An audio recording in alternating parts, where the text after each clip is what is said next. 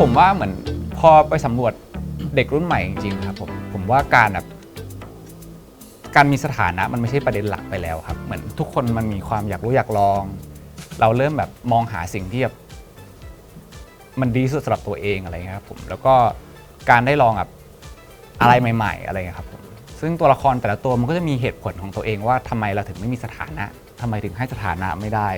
ซึ่งผมคงพูดอะไรไม่ได้ในตอนนี้แต่ก็อยากให้ไปชมกันครับเพราะว่าผมว่ามันเป็นการพัฒนาของยุคสมัยด้วยแล้วก็เป็นความคิดความอ่านใหม่ๆของเด็กรุ่นใหม่ด้วยเหมือนกันครับไม่มีสถานะก็ดีนะเนาะครับสำหรับบัวก็บัวเหมือนจะไม่ได้ซีเรื่องสถานะแต่กักไว้ก่อนเนาะกักไว้ก่อนตัวเรื่องเหรอครับผมรู้สึกว่าเรื่องสถานะไม่ใช่เรื่องใหญ่เลยมันแค่เพราะว่าเราบอกว่าโอเคเราตกลงเป็นแฟนกันไม่ได้แปลว่าพรุ่งนี้จะเลิกกันไม่ได้ผมว่า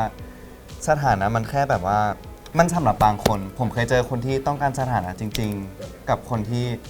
ไม่ได้สนใจเรื่องนี้ด้วยซ้ำผมรู้สึกว่าสิ่งที่สำคัญในความสัมพันธ์คือการไว้ใจกันมากกว่าการไว้ใจที่แบบไม่ได้ต้องมาบอกว่าเฮ้ยไว้ใจนะแต่มันสัมผัสได้มันคือสัมผัสได้ถ้าสำหรับโฟมดเนี่ยโฟมดคือต้องการสถานะครับอยากมีแฟนคืออยากมีแฟนอยากมีความรักมากอยากมีสถานะมากๆอะไรอย่างเงี้ยครับผมก็รู้สึกว่าไม่ชอบการไม่มีสถานะอยากมีแบบใครสักคนอยากมีตัวตนอะไรเงี้ยไม่ชอบความคลุมเครือ ถ้าของบ้าบินนะครับการไม่มีสถานะก็เป็นสิ่งที่ไม่ค่อยโอเคเลยครับผมรู้สึกว่า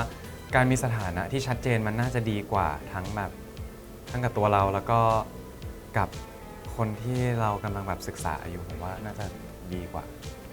มันแบ่งทีมเลยนี่หว่า แม่งทีม ดีกว่า แม่งทีม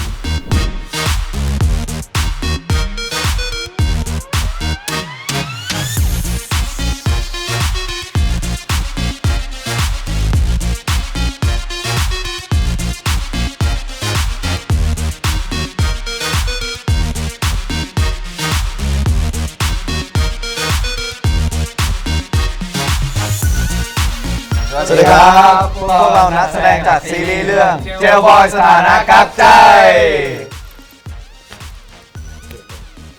สวัสดีครับปายครับผมรับบทเป็นเชียนครับผม สวัสดีครับเลออนครับรับบทเป็นบัวครับ สวัสดีครับนิวครับรับบทโปรโมทครับ สวัสดีครับพีเจรับบทบ้าบินครับ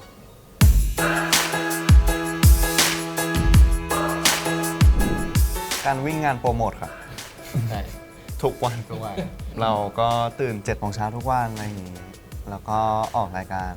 โปรโมทครับผม เหมือนช่วงนี้เป็นช่วงแบบโปรโมทอะไรเงี้ยครับก็จะแบบเจอกัน4 คนบ่อย ก็เจอกันเกือบทุกวันอะไรเงี้ยก็จะ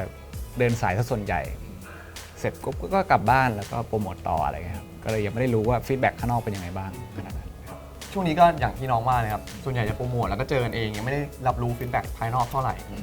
ของผมก็ยังไม่ได้เปลี่ยนแปลงมากครับแต่ว่าเวลาที่ไปออกงานแล้วก็เจอพี่ๆในวงการบันเทิงเลยครับก็รู้สึกว่าได้ฟีดแบ็กที่ค่อนข้างดีเหมือนทุกคนก็ได้ดูเทรลเลอร์แล้วก็เหมือนรอติดตามกันอยู่อะไรอย่างเงี้ยครับประมาณนี้ ความจริงก็มีโอกาสได้แคสกับพี่บอสมาก่อนอะไรเงี้ยครับแล้วก็เหมือนพี่บอสก็เคยบอกว่าจะมีโปรเจกต์นึงอยากให้มาลองดูอะไรเงี้ยก็ลองเข้าไปแล้วก็อ่านบทดูแล้วก็ชอบครับผมเพราะว่าแบบเอาจริงบทมันพูดถึง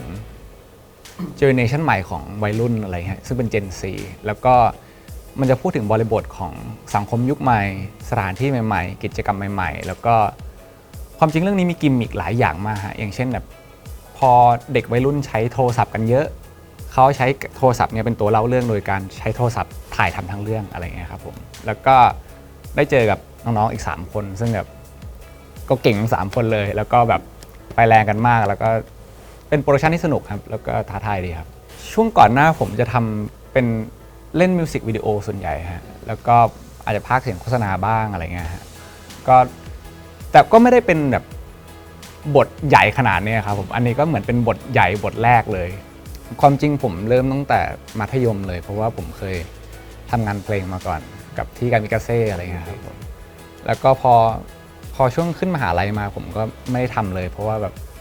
อยากแบบเรียนกับเพื่อนๆอยาก อยากทำพวกเบื้องหลังซะส่วนใหญ่อะไรเงี้ยครับแล้วก็เพิ่งกลับมาทำจริง ๆ ก็หลังเรียนจบประมาณครึ่งปีอะไรเงี้ยก็เริ่มลองกลับมาแสดงดูอะไรเงี้ยครับ หลักๆผมเริ่มจาก TikTok ครับผมช่วงม3แบบว่าเห็นเพื่อนเล่นก็เลยอยากลองทำบ้างแล้วก็ไม่รู้จะลงอะไร ช่วงนั้นเป็นช่วงที่แบบผมอยู่บ้านแล้วแบบเหงาๆผมก็เอากล้องเก่าของพ่อที่มันเชื่อมกับโทรศัพท์ไม่ได้มันต้องตั้งเวลา10 วิอะไรเงี้ยผมก็ตั้งแล้วก็วิ่งไปแบบโพสถ่ายรูปลง IG วันหนึ่งผมเลยคิดได้ว่าถ่ายเบื้องหลังลง TikTok ดีไหมเล่นๆแล้วพอทำก็แบบเหมือนจะมียอดวิวที่สูงกว่าปกติก็เลยรู้สึกเฮ้ยคนอื่นก็เหมือนจะสนใจในสิ่งที่เราทำผมก็เลยเล่น TikTok มาตลอดเริ่มแบบมีพวก POV ตลกอะไรเงี้ยจนก็มีงานเข้าบ้างงานเล็กๆแบบว่ารีวิวนมแล้วก็ประมาณ2 ปีที่แล้วมีคนติดต่อให้ไปแคสงานที่กรุงเทพซึ่งผมไม่รู้ว่าคืองานอะไรผมก็ไปนั่งรถทัวร์ไปครั้งแรกผมก็ดีใจมากบอกแม่ว่าเฮ้ยแบบนั่งรถทัวร์ไปกรุงเทพแคสงานอะไรอย่างงี้ผมก็แคสงานแล้วเขาให้ผมเดินในห้องผมเลยน่าจะแคสเดินแบบสุดท้ายพอผมนั่งกลับมาคืนนั้นก็คือไปแล้วก็กลับเลยเขาก็ติดต่อมาว่าได้เดินนะอะไรอย่างงี้เจอกันวันที่เท่านี้ผมกับแม่ก็แบบตะลึงแล้วก็พอถึงวันก็นั่งรถจากขอนแก่นมากรุงเทพแล้วก็มาเดินแบบสุดท้ายมันคืองาน Bangkok International Fashion Week 2022 ซึ่งก็ถือว่าใหญ่อยู่ก็ตั้งแต่นั้นมาผมก็เริ่มถ่ายแบบเยอะขึ้นเรื่อยๆแล้วก็นั่งรถทัวร์ไปมาขอนแก่นกรุงเทพทุกอาทิตย์เลยครับผมเป็นไทยเยอรมันเกิดที่เยอรมันครับคือช่วงแรก7 ปีแรกที่เกิดมาพ่อแม่ผมจะย้ายไปมาทั้ง2 ประเทศปีละย้ายปีละ2 ครั้งก็คือหน้าหนาวจะอยู่ที่ไทยหน้าร้อนก็อยู่ที่นู่นครับผมจนอายุครบ7 ขวบน่าจะเข้าป .1 ที่เยอรมันแล้วก็เรียนใกล้จบแล้วก็ย้ายมาไทยก็เลยเข้าป .1 ใหม่เพราะว่ายังพูดไทยไม่ได้ครับผมแม่ก็ส่งเข้าโปรแกรมไทยเลยก็อยู่มา13 ปียังไม่กลับไปเลยยังไม่ได้กลับไปเลย ใช่เพราะไม่มีโอกาสจริงๆว่าจะกลับปีนี้แต่พอโปรเจกต์นี้เข้าก็โอเคไม่เคยเห็นภาพตัวเองอยู่ในจอทีวีด้วยซ้ำครับผมก็ตอนที่เขาเรียกมาแคสผมก็งงๆนิดนึงเพราะผมก็เคยดูซีรีส์แค่แบบเรื่องเดียวแปลรักฉันผ่านๆพอรู้ว่าพี่บอสเป็นผู้กำกับผมก็กลับไปดูอีกรอบหนึ่งมันคือช่วงเก็บเกี่ยวโอกาสอะแบบพอเขาเข้ามาผมก็มัน once in a lifetime ก็เลยทำเพราะจริงๆก่อนอันนี้ผมก็พี่ก้องไฮซาลอนเขาติดต่อผมมาว่าอยากให้ผมมาร่วมโปรเจกต์เทรนนีแบบเป็นทีป๊อปบอยแบนด์อะไรเงี้ยครับก็ตอนนี้ก็เป็นเทรนนีอยู่ก็จริงๆผมเคยได้ร่วมงานกับพี่บอสกับทีมลูกกี้เนี่ยครับมาก่อนตอนไปหลัก2แล้วก็ได้อยู่นาดาวแล้วก็ตอนนั้นก็อยู่นาดาวก็มีความสุขดีแล้วก็เหมือนได้ทำงานเบื้องหลังด้วยผมเรียนนวัตครับเป็นแบบเกี่ยวกับเบื้องหลังอะไรเงี้ยใช่ไหมครับแล้วก็ทำงานเป็นเบื้องหลังเป็นผู้ช่วยแคสติ้งอะไรเงี้ยฝึกงานแล้วก็ได้มาเจอพี่บอสตอนเบื้องหลังอีกทีหนึ่งหลังจากที่ไม่ได้เจอกันมาแบบว่า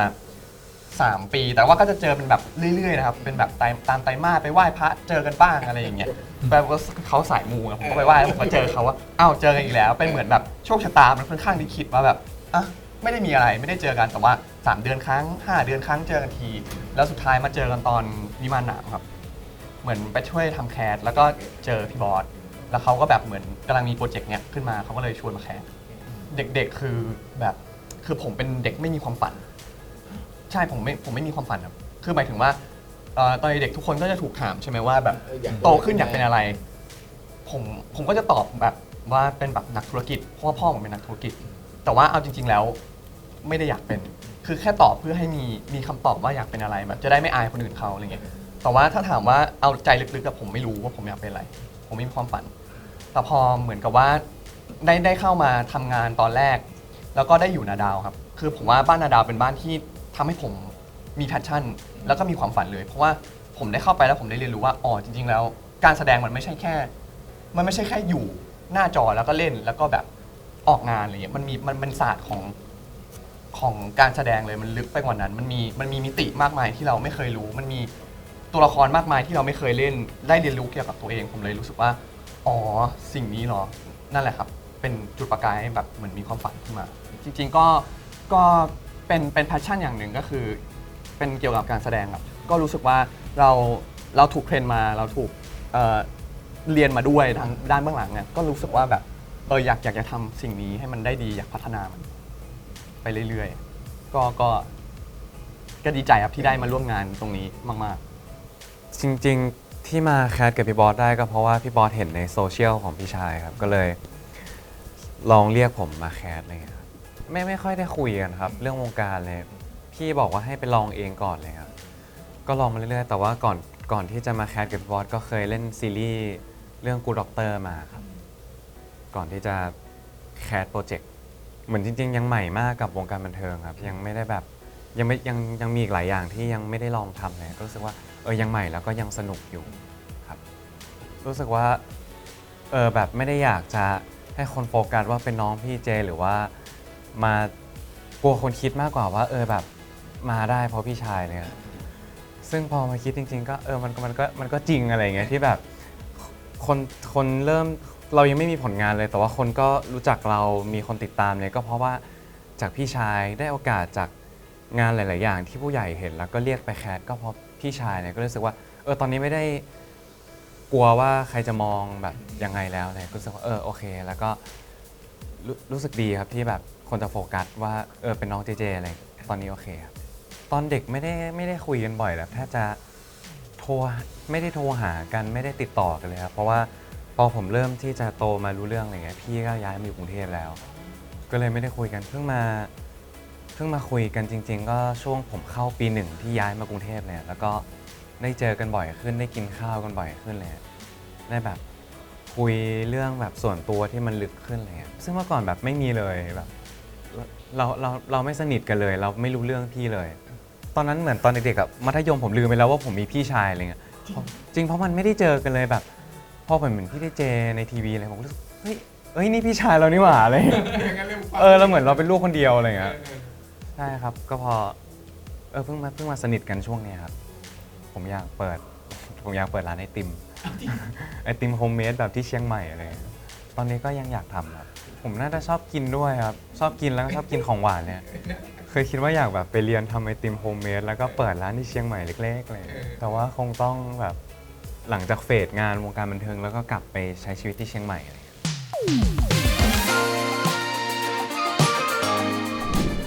แรกๆก็งงๆนิดนึงครับว่ามันจะเล่าเรื่องกับตัวเล็บยังไงให้มันเป็นแบบวัยรุ่นมากๆอะไรเงี้ยครับเพราะว่าส่วนตัวถ้าเกิดเมื่อก่อนผมก็ไม่เคยทำเล็บอะไรมาก่อนเลยอะไรเงี้ยแล้วพอมาทำจริงๆผมว่าเล็บมันเป็นซิมโบลิกที่แบบมันดีมากๆในเรื่องนี้ครับเพราะว่าความจริงเล็บเองมันก็บอกแบบ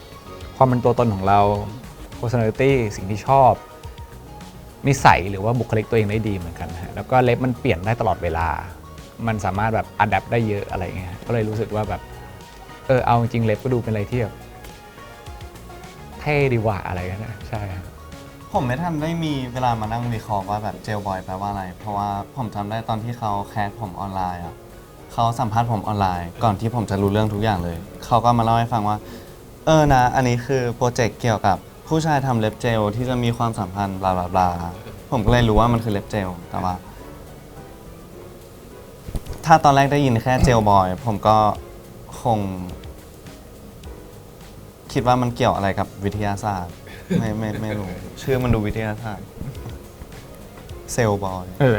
เขาเรียกว่าตอนแรกก็คิดว่าเหมือนเซลล์บอยสักอย่างเลย ๆ ตอนแรกที่ผมรู้ว่าคำว่าเจลบอยผมได้ยินคำชื่อเจลบอยก่อนครับแล้วก็รู้สึกว่าเจลบอยแปลว่าอะไรเจลคุกหรือเปล่าที่มันเป็นแบบเด็กผู้ชายในคุกอะไรอย่างเงี้ยครับแต่ว่าจริงๆก็ไม่ใช่พอมารู้ว่าเป็นเล็บก็รู้สึกว่าอ๋อไอเดียดีนะเพราะว่าตอนที่เขาทำแปรรักใช่ไหมครับก็ทำให้ภูเก็ตระเบิดมาแล้วเป็นแบบว่าฟีเวอร์มาเลยภูเก็ตระเบิดพอรู้ว่าเขาแบบจะทำเรื่องเล็บอะไรเงี้ยแล้วก็ได้เห็นว่าแบบว่าเล็บมันมีเยอะมากขนาดนี้ก็รู้สึกว่าคนต้องไปทำเล็บเยอะแน่เลยตามที่บอสนี่ตอนผมรู้ชื่อว่าเจลบอยเนี่ยผมคิดอยู่แล้วว่ามันเป็นแบบเกี่ยวกับเล็บเจลอะไรครับแต่ว่าผมก็งงผมเป็นความรู้สึกว่าผมอยากอ่านบทมากกว่าว่าบทมันจะเป็นไงแบบชายแท้เล็บเจลหรอหรือว่า หรือว่าเรื่องมันจะเป็นยังไงเลยเพราะผมเคยดูโปรเจกต์แบบไซส์บายไซส์ลูกขนไก่แล้วก็แปลรักฉันด้วยใจเธอครับรู้สึกว่ามันจะมีความมูดหนังที่แบบเป็นซีนิมาติกมากๆอะไรเงี้ยแต่พอมาเป็นแบบ ชื่อโปรเจกต์ว่าเจลบอยอะไรเงี้ยผมก็มองว่าเรื่องมันจะเป็นยังไงแบบ หรือว่าภาพมันจะพี่บอสจะเปลี่ยนแนวเลยหรออะไรเงี้ยครับก็เลยงงๆเป็นความตื่นเต้นมากกว่าว่า บทแล้วก็ภาพที่บอสคิดแล้วก็อยากทำเนี่ยมันจะออกมาเป็นยังไง ผมกับพี่ไปเคยเจอกันเพราะว่าเรียนมหาลัยเดียวกัน ใช่ ก็จะเห็นว่าแบบคุณเอ๊ะเจอครั้งแรกก็พี่เรียนนี้หรือเปล่า ใช่ ผมไม่เคยเจอใครเลยครับ เคยเจอพีเจแต่ว่าสุดท้ายไม่ใช่พีเจ เอาดาร์ก เป็นพี่ชาย จริงๆ เริ่มตั้งแต่ตอนแคสเนาะตั้งแต่ตอนแคสเจอตั้งแต่ตอนแคสแหละครับ ก็เหมือนเรา3คนเรา4คนก็จะได้แบบว่าวนเวียนแคสกันไปเพื่อดูเคมีอะไรอย่างเงี้ยครับก็จะได้เจอพี่เจอครบทุกคนปะครบทุกคนปะ เจอแค่นิวกับเลออนพีเจไม่ได้เจอ ตอนแรกผมไม่กล้าคุยเลออน ผมขึ้นลิฟต์มาเขาอะแล้วผมก็แบบ ขึ้นลิฟต์เดียวกัน แบบทำไมมีฝรั่งมาวะ เรามาถูกที่ไหมนะ อะไรเงี้ย ตอนแรกผมคิดว่าเป็นฝรั่งเลย ผมไม่คุยเลย ผมนึกว่าแบบผมมาแคสผิดที่อะไรเงี้ย เพราะว่าเหมือนแบบที่แคสมันก็เป็นที่ที่แบบ ก็คงมีหลายคนมาแคสอะไรอย่างเงี้ยนะ ผมก็เลยคิดว่าแบบโหผมแย่แล้วล่ะแบบผมมาผิดที่แน่เลยอย่างเงี้ย พอเข้าไปปุ๊บ อ้าว ก็ที่เดียวกันนี่หว่า เรามาทำงานอะไรกันแน่ คืองงเลยอ่ะ เพราะตอนแรกผมก็งงเหมือนกัน คนนี้แบบคือโกนหัวมาทำอะไรในลิฟต์เดียวกัน คือเขาน่าจะแบบอยู่ที่นี่อะไรเงี้ย แต่พอเปิดประตูแล้วเดินไปห้องเดียวกันผมเลยมาฮะอะไรแคสติ้งเหรอ แล้วมันเลออนตอนนั้นเหมือนแบบเหมือนน่าจะมาแบบ จากมองภายนอกน่าจะมาแบบเป็นนายแบบหรือสักอย่างนะฮะแล้วผมว่าผมก็มาแคสงานอะผมก็แบบ เราถูกหลอกมาแน่เลยว่ะอะไรอย่างนั้นนะจนเขาพูดมาผมแบบพูดไทยได้เหรอผมคิดว่าฝรั่งเลยอะไรอย่างเงี้ย จริงๆ ถ้ารู้จักอะผมรู้จักพี่ไปก่อน แต่จากในผลงานเก่าๆอะไรเงี้ยผลงานเก่าๆแล้วก็ เหมือนตอนแรกอะผมก็ตกใจนิดนึงว่าทำไมพี่ไปได้เล่นแบบเจลบอยเพราะตอนแรกอะผมเคยเห็นพี่ไปตั้งแต่ตอนเด็กๆแล้วผมนึกว่าตอนเนี้ยพี่ไปน่าจะไปมาก่อนอะน่าจะอายุ30ไปแล้ว นึกว่าเขามีลูกไปแล้ว โอ้โหเดี๋ยวจริงๆไม่ คือตอนเด็กๆก่อนที่จะเจลบอยหลายปีมากๆอ่ะผมเหมือนคิดถึงไปฟังวันมาม่าเนี่ยแล้วผมก็คิดถึงแบบไม่คิดถึงอยากรู้ว่านักร้องคนนี้แบบปัจจุบันเขาเป็นยังไงนะ ผมไปหา IG พี่ไปอยู่นานมาก แล้วก็เข้าไปดู IG พี่ไปครับแต่ว่ามันหลายปีมานะผมก็เห็นเขาเซลฟี่แบบหน้าร้านกาแฟผมก็อุ้ยน่าจะมีลูกน่าจะมีลูก ไป โอ้โหตายแล้ว ไม่ ตายแล้ว ไม่ได้อันนี้ไม่ได้ว่าแต่ว่าไม่รู้จริงเพราะว่าผมไม่รู้ว่าพี่ไปทำงานในวงการตั้งเร็วอะไรเงี้ยเหมือนเห็นเขามาตั้งแต่เด็กเลยครับแล้วพอมาเจอจริงเพิ่งรู้อ้าวพี่เพิ่ง25 26เองเหรออะไรเงี้ยก็เอ้ยโอเคผมเคยฟังงานพี่นะอะไรเงี้ยส่วนพี่นิวก็เคยแบบ รู้จักอยู่แล้วอะไรเงี้ยเพราะแต่ไม่เคยเจอตัวเป็นๆนะแบบได้ยินชื่อมาเลยเพราะแบบ เดี๋ยวพูดดีๆนะเมื่อกี้พูดไม่ดีพูดดีๆได้ยินชื่อ ไม่ เนี่ย ได้ยินไม่วงมันใกล้ๆไงก็ได้ยิน โอเค ชื่ออะไรเงี้ยได้ยินชื่อเคยเห็นหน้าอยู่ ส่วนเลออนก็ไม่เคยเจอเลยครับเคยไปเจอกันครั้งแรกน่าจะวันที่ไปแคสเคมีอะไรเงี้ยครับก็ตกใจเหมือนกันเพราะว่าวันนั้นเลออนเล่นเก่งมากเลยครับก็ตกใจก็แบบไม่เคยเล่นแสดงมาก่อนจริงๆหรอกแบบประมาณนั้นนะ ผมตกใจกว่าไม่คือตอนนั้นผมรู้สึกว่าทุกอย่างใช่ทุกอย่างลื่น แต่ว่ามันมีสิ่งหนึ่งที่ผมต้องพูดแล้วแบบเขาต้องรีแอคเหมือนมีโจทย์อะไรสักอย่าง แล้วอยู่ดีเขาร้องไห้ใส่ผมอะคือผมมันก็ควรจะมีนอยบ้างกับสิ่งที่พูดไปแต่ว่า ผมไม่คิดว่าเขาจะแบบว่าพูดไป1 วิแล้วแบบน้ำตาปื้อออกมาเลยอะไรเงี้ยผมก็ช็อกอยู่วันนั้น ผมตกใจมากที่แบบว่าเฮ้ยอะไรคนจะมาเรียกน้ำตาหรือว่าเขาคือตอนนั้นผมรู้สึกผิดด้วย เพราะผมไม่เคยเวิร์กช็อปอะไรที่เกี่ยวกับร้องไห้มาก่อนแล้วผมแบบ หรือว่ามันรู้สึกจริงวะแบบ ต้องขอโทษหรือเปล่าอะไรเงี้ยแล้วสุดท้ายพอออกจากห้องก็ผู้จัดการก็บอกว่าพีเจนี่ผมก็พีเจใครพีเจวะน้องอันนี้ไงเจเจผมเจไหนวะรู้จักแต่เจเลอร์อ๋อสุดท้ายก็แบบเจเลอร์เหรอเจเลอร์แบบเจเลอร์แล้วก็เจเลอร์ผมแบบโหเจเลอร์พีเจเลอร์ครับ ก็ช็อกหน่อย เพราะตอนแรกหน้าคุณแล้วผมแบบใครวะไม่รู้จัก คือผมมาได้มีโอกาสแคสกับทั้ง 3 คนเลยตั้งแต่แรกเลยครับคนแรกที่ผมได้แคสน่าจะเลออน เลออนก่อน คือเลออนเนี่ยคือมาถึงเขาก็จะแบบว่าเขาก็ไปบอกกันเลยว่าเขาไม่เคยได้ผ่านการแสดงมา ผมก็โอเคผมเคยเป็นแคสติ้งมาก่อน แล้วก็จะแบบรู้แกวแล้วว่าจะยังไง พอมาถึงเขาก็ใส่เลยเขาก็เล่นพับแพ้อยู่ดีๆแพ้ไฟแรงมากคนนี้คือแบบเก่งหมายถึงว่าเขามีของของเขาอยู่แล้วอะไรเงี้ยเขาแค่ยังไม่เคยได้ทำมันก็เลยแบบรู้สึกว่าเอาละมีทรงมีสิทธิ์คนนี้มีสิทธิ์อะไรอย่างเงี้ยแล้วก็ต่อมาเจอพีเจก็จะแบบว่าตั้งใจมากพี่สวัสดีครับสวัสดีครับตั้งใจคือง้างมาจากบ้านเลยง้างมาแบบวันนี้ฉันจะเอาให้ได้ วันนี้บทนี้ต้องเป็นของฉันมาถึงอย่างที่เลออนบอกเลยปึ๊บแป๊บเดียวแฟบน้ำตาไหลออกมาเลย ร้องไห้ใส่ทุกคนเลยไปเลย ร้องไห้เป็นมาร้องไห้ใช่ไหมวันนั้นร้องไห้ วันนั้นร้องไห้แต่ว่าของวันที่ไปแคสกับเลออนเหมือนมันมีสถานการณ์ที่คล้ายๆกับตอนเราอินพอไว้พอดีแล้วมัน นั่น โดนจุดอ่ะ เอาโดนเกิด ขอโทษย้อนหลังได้ปะ เขาเป็นคนเซนซิทีฟแบบพี่เจเป็นคนเทพแล้วก็หลังจากเรื่องนี้ก็จะรู้สึกว่าเซนซิทีฟหนักกว่าเดิมใช่เหมือนไปเปิดต่อมแล้ว ครับเอาจริงผมก็แบบตอนแรกก็มืดแปดด้านพอสมควรครับว่าแบบทำยังไงดีแค่อะไรเงี้ยก็ใช้ชีวิตมาคุมเลยซะสิอะไรเงี้ยแล้วเหมือนพอรีเสิร์ชมันมากขึ้นเราก็รู้ว่าแบบมันควรเริ่มยังไงเหมือนแบบไปดูกิจกรรมของเขาอาจจะแบบท่องโลกโซเชียลมากขึ้นเปิดกว้างกับมันมากขึ้นอะไรเงี้ยครับผมก็ไปสยามแรกบ่อยไปดูแบบ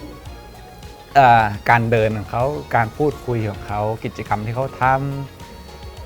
ำถ่ายTikTokอะไรเงี้ยนะครับผมแล้วก็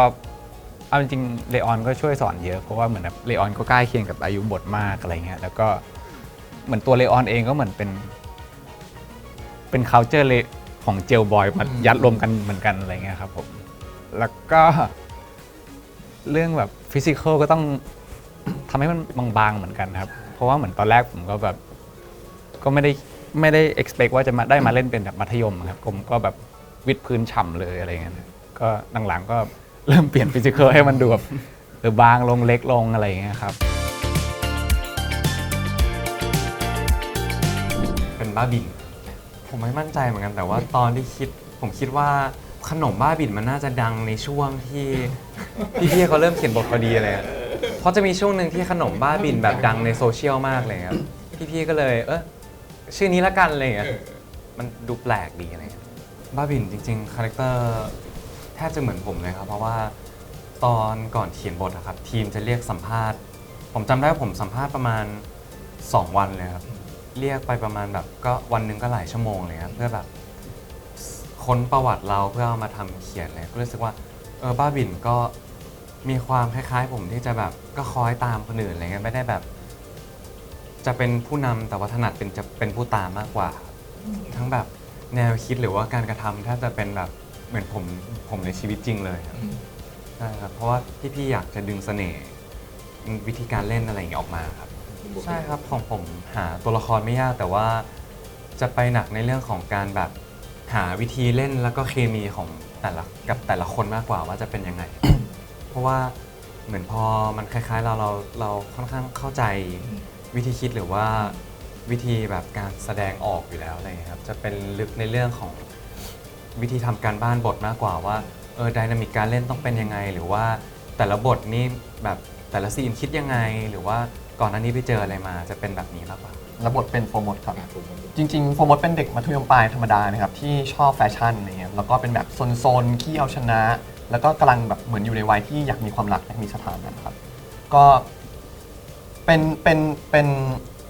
อย่างที่พี่เจพูดเลยครับว่าเหมือนตัวพี่บอสแล้วก็ทีมครับเขาก็จะสัมภาษณ์เราว่ามีส่วนไหนที่เขาสามารถเอาไปใช้ในซีรีส์แล้วดึงมันออกมาให้มีเสน่ห์ได้บ้างอะไรเงี้ยซึ่งโฟร์มดเนี่ยก็เป็นส่วนหนึ่งของผมเหมือนกันแต่ว่ามันเป็นส่วนที่เป็นเหมือนกล้ามเนื้อมัดเล็กๆในร่างกายที่ไม่ได้ถูกใช้ประจำอะไรเงี้ยมันจะเป็นเหมือนช่วงเวลาที่ผมสบายมากๆหรือว่าแบบ alert เพราะว่าโฟร์มดก็จะมีความเด็กกว่าผมลงมาก็จะต้องใช้กล้ามเนื้อมัดเนี่ยครับให้ชินแล้วก็หยิบออกมาใช้บ่อยๆอะไรเงี้ยถ้าเอาตามในเรื่องครับในเรื่องก็จะเป็นเหมือนพ่อแม่ชอบกามิกาเซ่เขาชอบโฟร์มดเขาก็เลยตั้งชื่อลูกว่าโฟร์มดครับ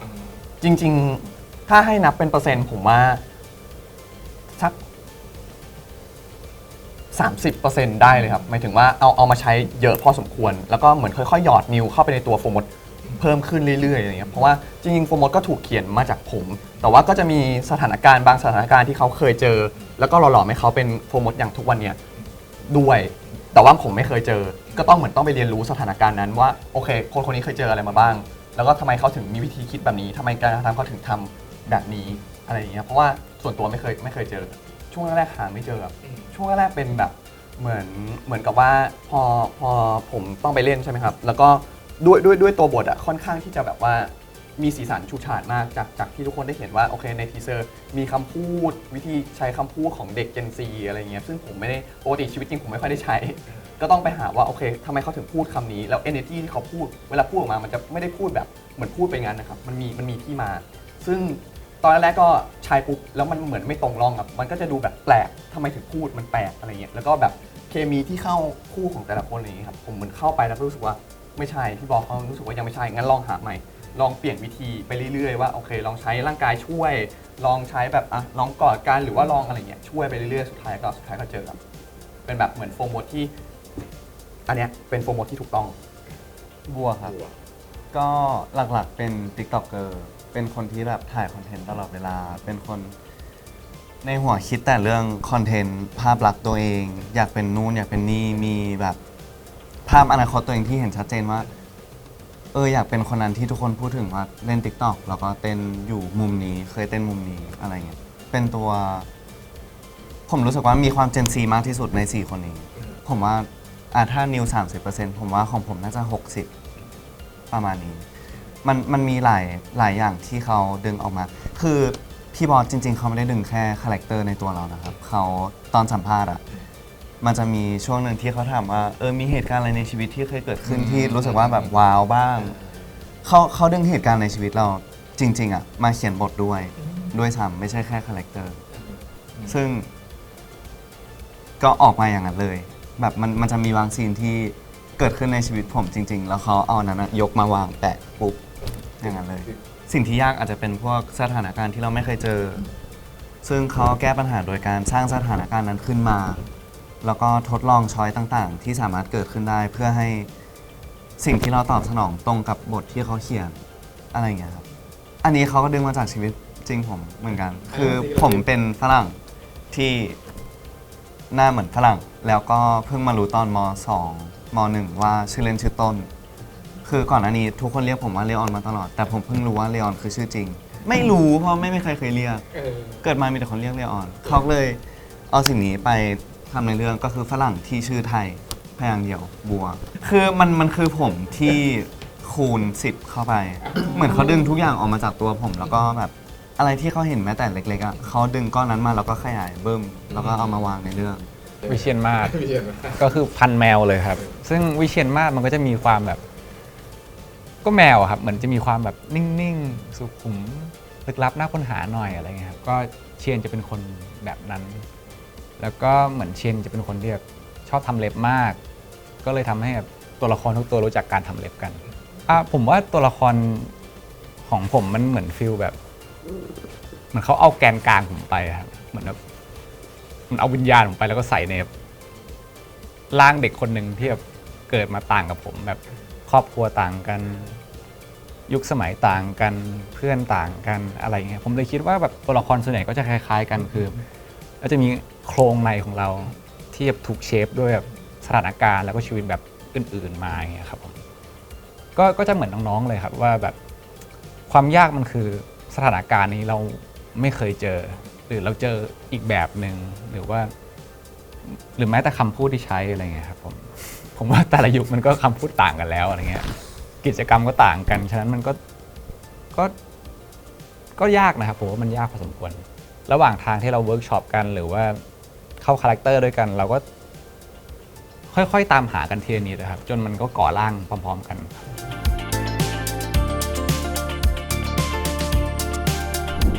ความจริงผมว่าเล็บเจลของทุกคน ก็จะมีความเป็นคาแรคเตอร์ของตัวละครอยู่แล้วครับว่าแบบเขาเป็นคนยังไงเขาสนใจในเรื่องอะไรหรือว่าแบบซึ่งในเรื่องเนี้ยมันก็จะมีหลายช่วงเวลาหลายความรู้สึกฉะนั้นเล็บก็จะเป็นตัวที่บอกความรู้สึกหรือความเป็นตัวเขาในช่วงนั้นเหมือนกันครับ ซึ่งก็จะมีความตัวพวกเราเองเหมือนกันเนาะว่าแบบเราเป็นคนประมาณไหนอะไรเงี้ยครับความจริงด้านขวามันจะเป็นเขียนว่าเชียนเลย CHIAN ก็5 นิ้วพอดีใช่ครับแล้วก็ด้านซ้ายก็จะ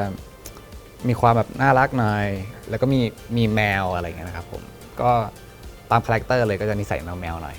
ของบัวก็มีดอกบัวเลย2 นิ้ว แล้วก็มีลายอะไรแบบว่า เหมือนจะแรงแบบมีลูกไม้บ้าง มีโบเงิน ผีเสื้อดำคือเละไปหมดครับ ก็รวมๆยำรวมมิตรแล้วก็มีตัว B ครับ ย่อมาจากบัว ของโฟร์มดก็จะมีความ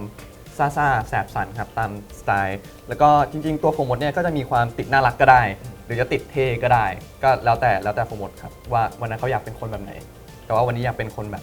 รวมๆเท่ๆน่ารักแสบสัน ครับของบ้าบินครับก็จะเป็นส่วนใหญ่ในเรื่องบ้าบินจะเป็นสีพื้นๆครับแบบขาวดำเลยแต่ก็จะมีลูกเล่นแบบเป็นกลิตเตอร์เป็นความแบบความนูนความสีสันอะไรอย่างเงี้ยครับก็เป็นแบบความธรรมดาที่พิเศษครับของตัวบ้าบิน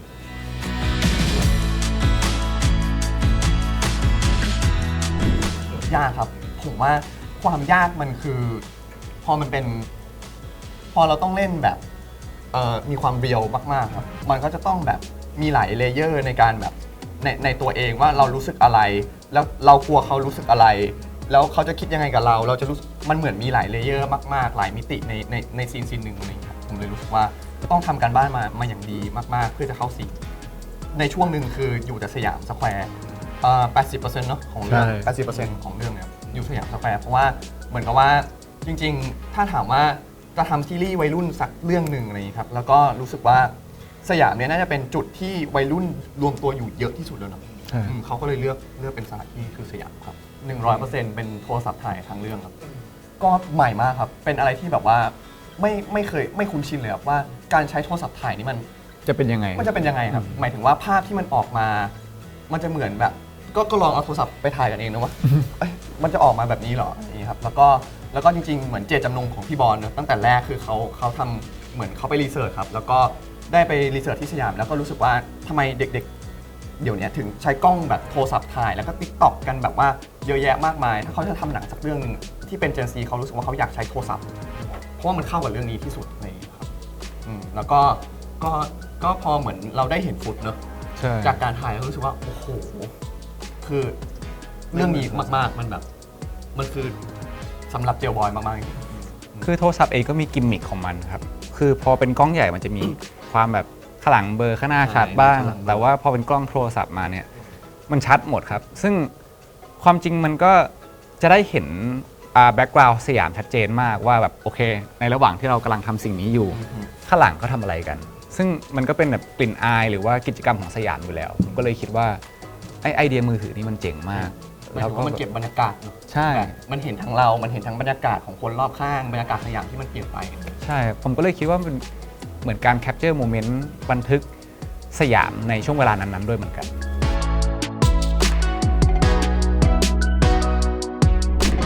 ก็ฝากด้วยนะครับผมอาชีออริจินอลครับเจลบอยสถานะกาใจครับผมสามารถดูสดพร้อมกันทุกวันเสาร์เวลา 20:30 ทางช่องวัน 31 ครับ แล้วก็เวอร์ชันอันคัดนะครับ สามารถรับชมได้ผ่านแอปพลิเคชันอ้ายฉืออีที่เดียวเท่านั้นนะครับ เวลา